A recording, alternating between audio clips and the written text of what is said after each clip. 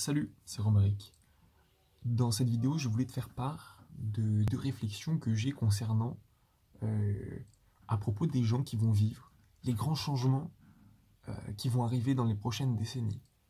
Ces deux grands changements, en fait, j'ai vu une conférence à propos de comment nourrir l'Europe après l'effondrement. C'est un mec qui parle d'effondrement, peut-être que je mettrai les liens si je m'en souviens.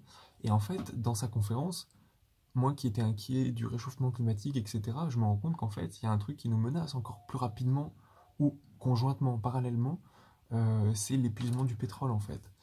Euh, Parce que j'étais plutôt en colère pour la voiture parce que ça fait de la pollution, mais en fait, ce qui est le plus effrayant, c'est la dépendance qu'on a par rapport à tout ça.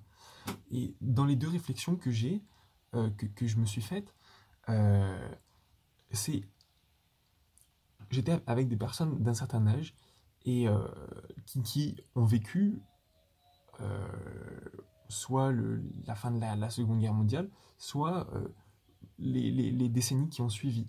Des décennies pendant lesquelles les gens pensaient que tout était possible, que on était libre, que ça allait de mieux en mieux, plus de progrès, plus de services, vraiment plus de confort. Voilà, tout allait, perspective exponentielle et facilité par du coup cet accès à une énergie euh, très bon marché.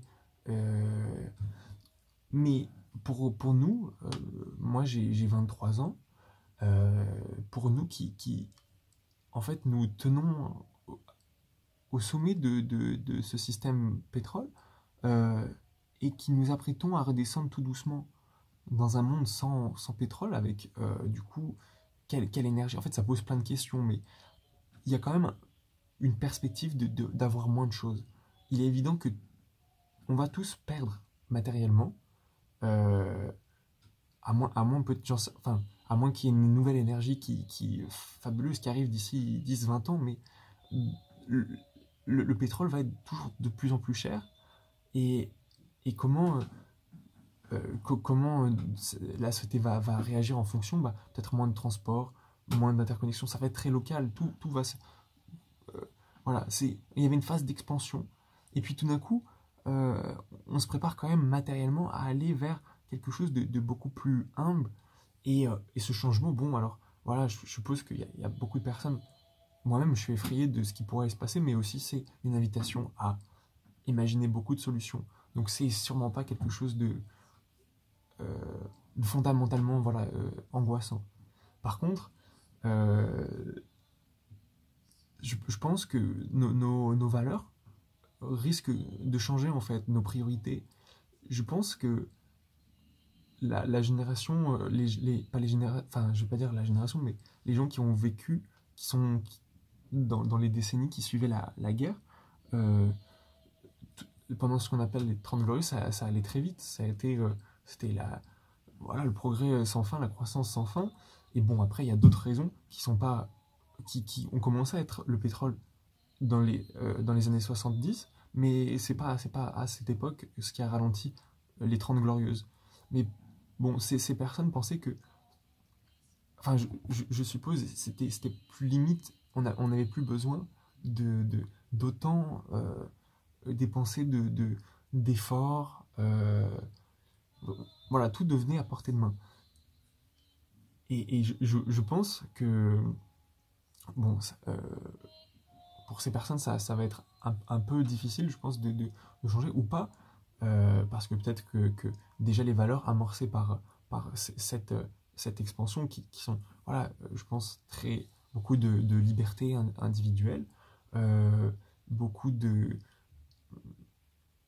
j'allais pas dire de déresponsabilisation, mais je pense on pense plus à s'amuser maintenant que quand on avait euh, pas autant de confort, quand on était encore à suer pour notre survie.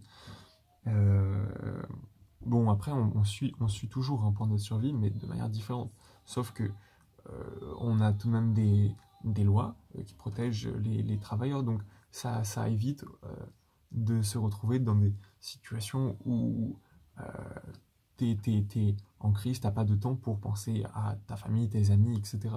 Maintenant, c'est vrai qu'on a ce temps et on accorde beaucoup de valeur à, au plaisir, à la façon dont on se développe, ce qui est fondamentalement bien, mais ça dépend dans quelle direction, je suppose.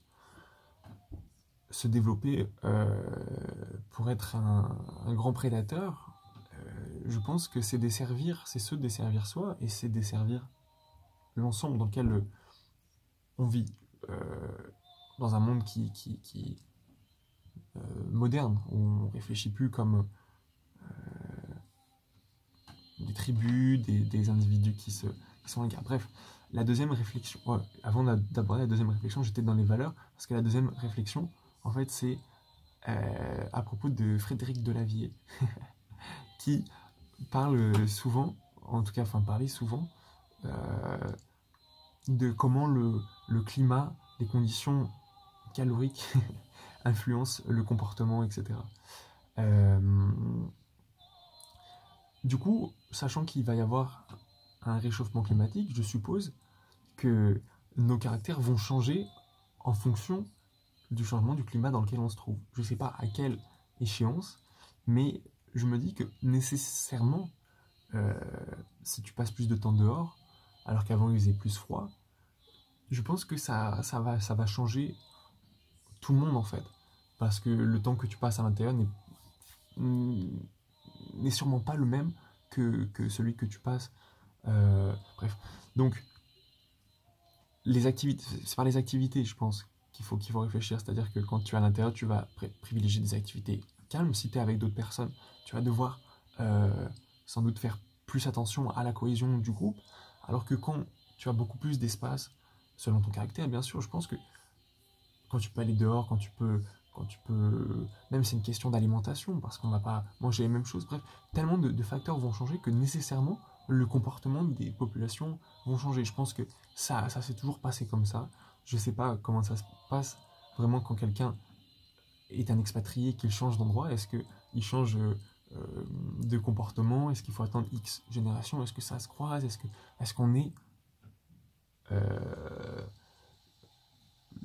l'environnement climatique, etc., dans lequel on, on évolue. Bon, bref, voilà. Donc, c'était deux réflexions par rapport à ce qui risque d'arriver dans le futur.